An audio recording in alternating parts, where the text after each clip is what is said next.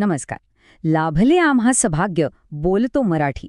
कवी सुरेश भट यांच्या या ओळी जेव्हा उणेगावच्या एका शाळेतली लहान मुलं गातात ना, तेव्हा खरंच ऊर अभिमानाने भरून येतो. पण हा सगळा जल्लोष, हा उत्साह नेमका कशासाठी आहे? चला तर मग ह्या मराठीच्या सोहळ्यात आपणही सामील होऊया. ही जी दृश्य आहेत ना, ती रायगड जिल्ह्यातल्या उणेगाव जिल्हा परिषद शाळेची आहेत. इथली ही लहान लहान मुलं पारंपरिक वेशभूषेत किती उत्साहाने काहीतरी साजरं करत आहेत बघा. हा उत्साह आहे आपल्या मराठी भाषेबद्दलच्या अभिमानाचा आणि सन्मानाचा. हो, हा उत्साह आहे एका खूप खास दिवसाचा. असा दिवस जो प्रत्येक मराठी माणसाच्या मनात आपल्या भाषेबद्दलच्या अभिमानाची ज्योत आणखी प्रज्वलित करतो. आणि बघा, शाळेच्या फळ्यावर किती सुंदर अक्षरात लिहिलं आहे, मराठी राजभाषा दिन. दरवर्षी 27 फेब्रुवारीला हा मराठी राजभाषा गौरव दिन मोठ्या थाटामाठात साजरा केला जातो. हा दिवस म्हणजे आपल्या भाषेच्या सन्मानाचं एक प्रतीकच आहे. सोप्या शब्दात सांगायचं तर मराठी भाषा गौरव दिन म्हणजे आपल्या मायबोलीचा एक मोठा उत्सव. हा दिवस आहे आपल्या समृद्ध साहित्याचा, आपल्या वैभवशाली परंपरेचा सन्मान करण्याचा. हा फक्त एक दिवस नाही, तर प्रत्येक मराठी माणसाच्या मनातली एक उत्कट भावना आहे. पण थांबा, इथे ना एक छोटासा गोंधळ होण्याची शक्यता असते. 27 फेब्रुवारी हा मराठी भाषा गौरव दिन म्हणून साजरा होतो तो कविवर्य कुसुमाग्रजांच्या जयंतीनिमित्त. आणि 1 मे रोजी असतो मराठी राजभाषा दिन, कारण याच दिवशी 1960 साली मराठीला राजभाषेचा दर्जा मिळाला होता.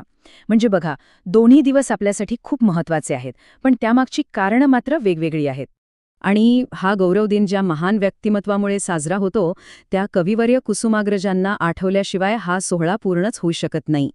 हा दिवस म्हणजे ज्ञानपीठ पुरस्कार विजेते साहित्यिक वा शिरवाडकर, म्हणजेच बरोबर आपल्या सगळ्यांचे लाडके कुसुमाग्रज यांची जयंती. मराठी भाषेला आणि साहित्याला त्यांनी दिलेलं योगदान इतकं मोठं आहे, इतकं अमूल्य आहे की त्यांचा जन्मदिनच आज आपण मराठी भाषेचा गौरव दिन म्हणून साजरा करतो. आणि या मुलांनी कुसुमाग्रजांची शिकवण किती सुंदरपणे जपली आहे हे बघा.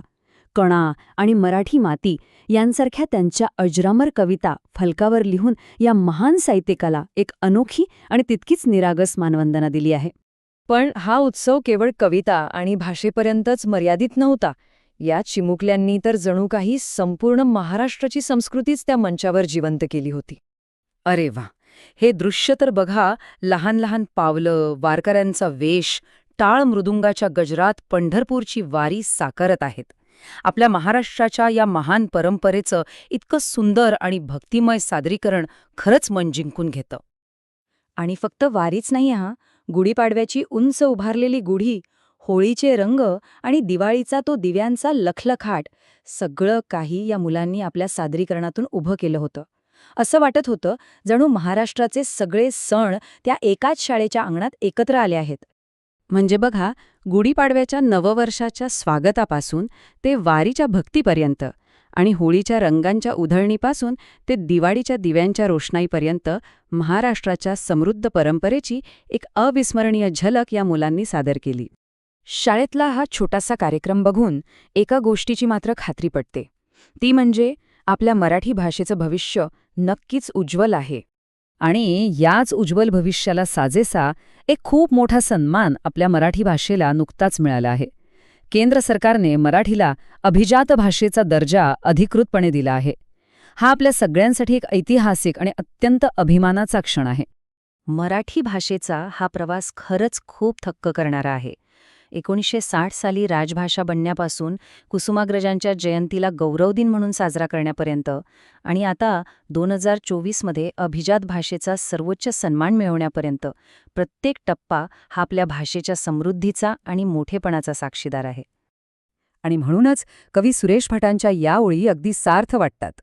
लाभले आम्हा सभाग्य बोलतो मराठी, जाहोलो खरेचं धन्य ऐकतो मराठी. हा अभिमान आणि हा वारसा आपण सगळ्यांनी मिळून जपायलाच हवा. पण खरा प्रश्न हा आहे की हा अनमोल वारसा आपण आपल्या पुढच्या पिढीपर्यंत पोहोचवणार कसा? ह्याचं उत्तर आपल्याला या उणेगावासारख्या शाळांमधूनच मिळतं, जिथे हे विद्यार्थी आणि त्यांचे शिक्षक मोठ्या उत्साहाने आणि समर्पणाने हा वारसा जपत आहेत. हेच तर आपल्या भाषा आणि संस्कृतीचे खरेखुरे संरक्षक आहेत. आणि जाता जाता या शाळेच्या फलकावरचा हा संदेश हा आपल्या सगळ्यांसाठी एक विचार करायला लावणारा आहे. मराठीचा अभिमान मिरवा, मराठी शाळा वाचवा. हा विचार फक्त ऐकून सोडून देण्यासाठी नाही, तर तो आपल्या कृतीत आणण्यासाठी आहे, नाही का?